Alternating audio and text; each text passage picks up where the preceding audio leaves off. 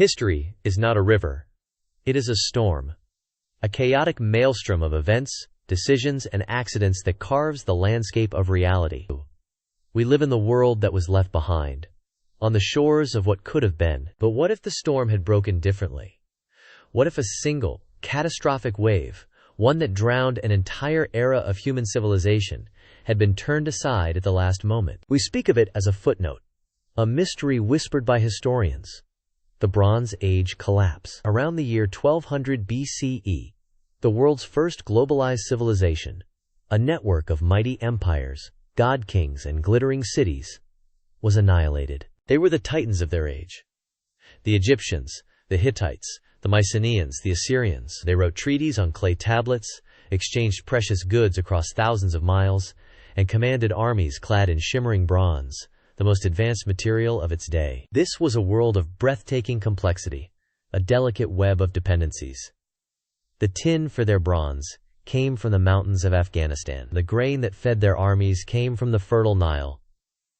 The cedars for their great ships came from Lebanon. For a time, it seemed this grand symphony of civilization would play on forever. But then, the storm arrived. They came from the sea.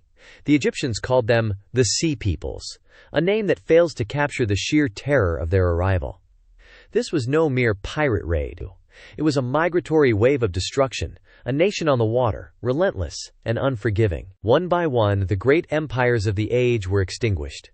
The Hittite Empire, a superpower that had fought Egypt to a standstill, vanished from history.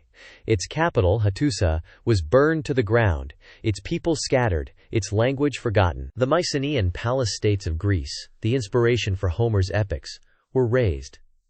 Their complex writing system, Linear B, disappeared. Greece plunged into a dark age that would last for centuries. Civilization itself was reset. Egypt, under Ramesses III, fought a desperate, brutal war and barely survived. They won a Pyrrhic victory, but the world they knew was gone.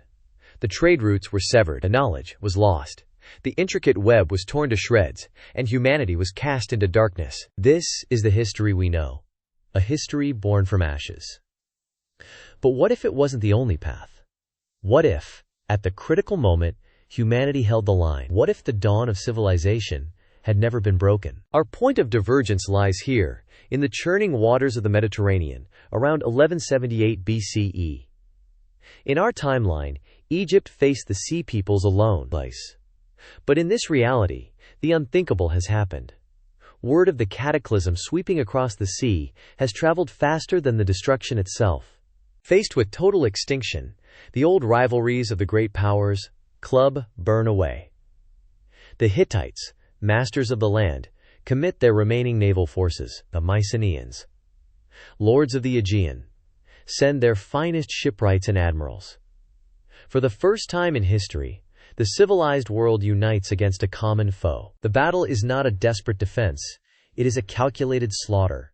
The combined fleet, a fusion of technologies and tactics, meets the Sea Peoples in open water. Egyptian marines fight back-to-back with Hittite axemen. Greek fire, a closely guarded secret in our timeline, is developed centuries early out of sheer necessity, turning the invaders' ships into floating pyres. The Sea Peoples are not just defeated, they are annihilated.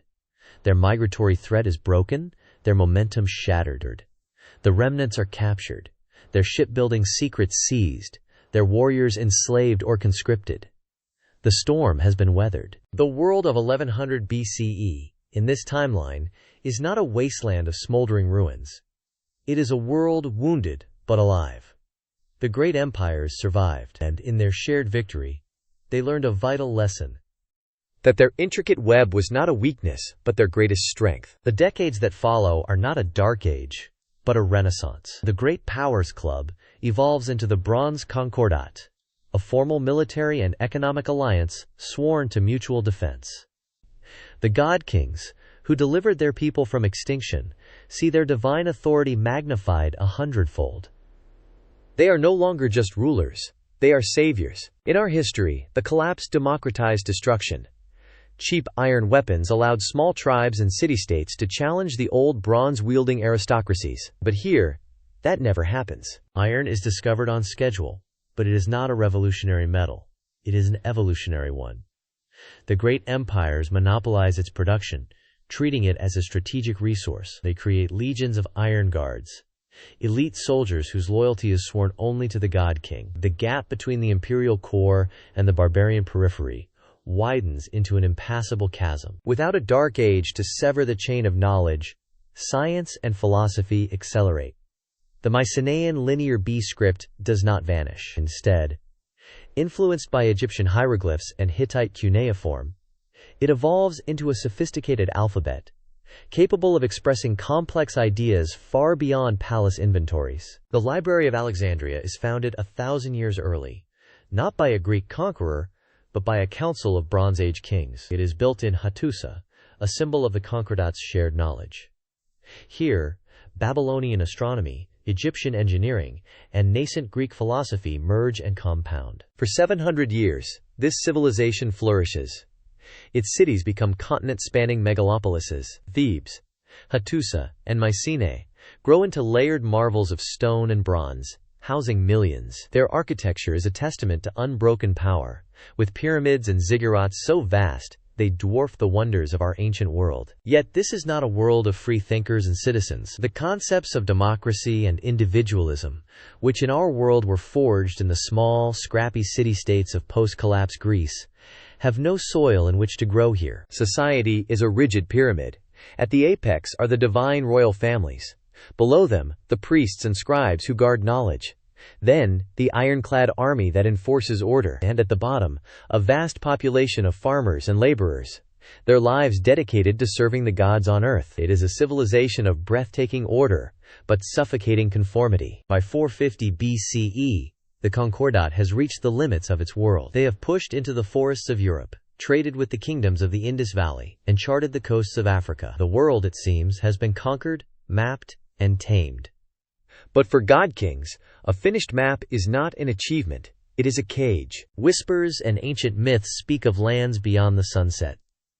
The desire for new sources of tin, copper, gold, is insatiable. But more than that, it is the divine mandate to bring all of creation under their orderly rule that drives them.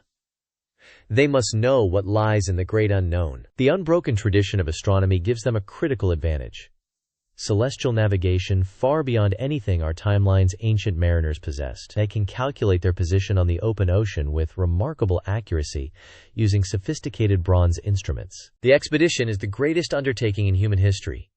A fleet of 50 great ships, commanded by Prince Lycomedes, a man with Mycenaean blood and an Egyptian education. They are not explorers. They are emissaries of a divine order, prepared to chart, catalog, and ultimately incorporate whatever they find into their world system. The journey is an epic of its own. They face monstrous storms that test their revolutionary ship designs to the breaking point. They endure the maddening calm of the open sea, their world reduced to wood, water, and an endless sky filled with alien constellations. Then, after months at sea, they see it. Not just a smudge of land, but a vast, verdant coastline, stretching as far as the eye can see. A new world. Lycomedes and his iron guards make landfall.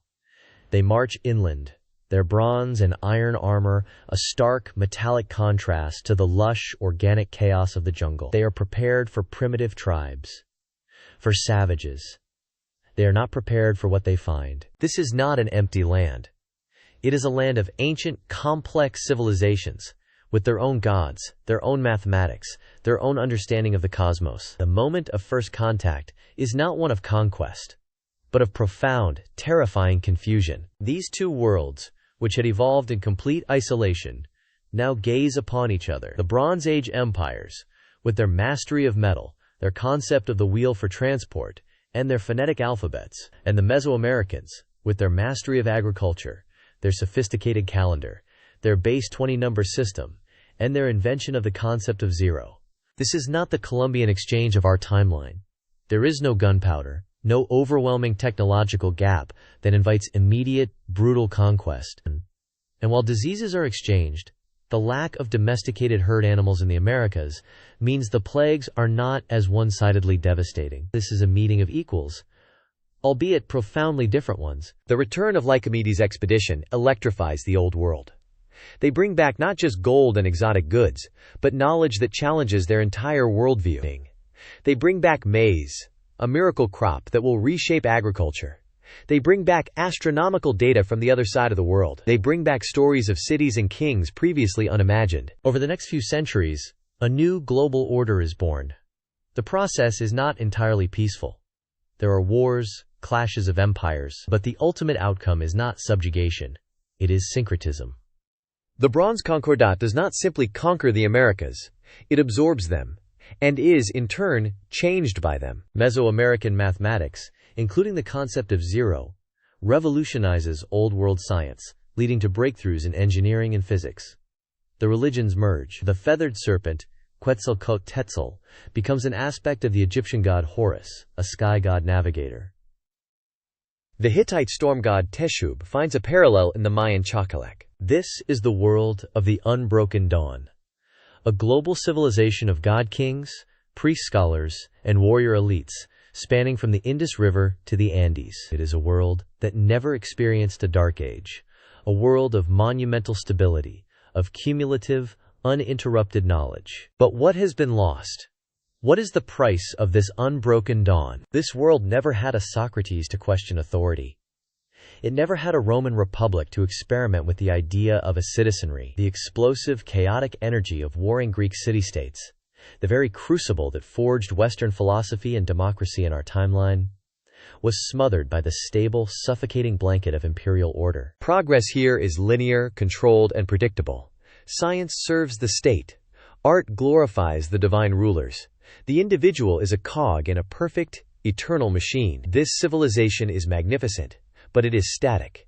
It has achieved a global peace, a kini, pax Aegyptiaca, but at the cost of human freedom. This is a world without the chaos, the plagues, and the brutal wars that define so much of our own history. It is a world that solved the problem of human conflict by enforcing a divine, unchallengeable order. But in trading the storm for an endless calm, did they lose something essential? Did they trade the unpredictable spark of human potential for the cold, perfect light of an unbroken but unchanging dawn? The echoes of these lost timelines remind us that our reality is just one possibility among countless others. The world we inhabit was not inevitable. It was won from the ashes of what came before. If you find yourself captivated by the shadows of what might have been, and want to continue exploring the hidden corridors of history, then join us on our journey. Subscribe to ChronoShift, and together, let's keep turning the pages of the greatest story ever told, our own.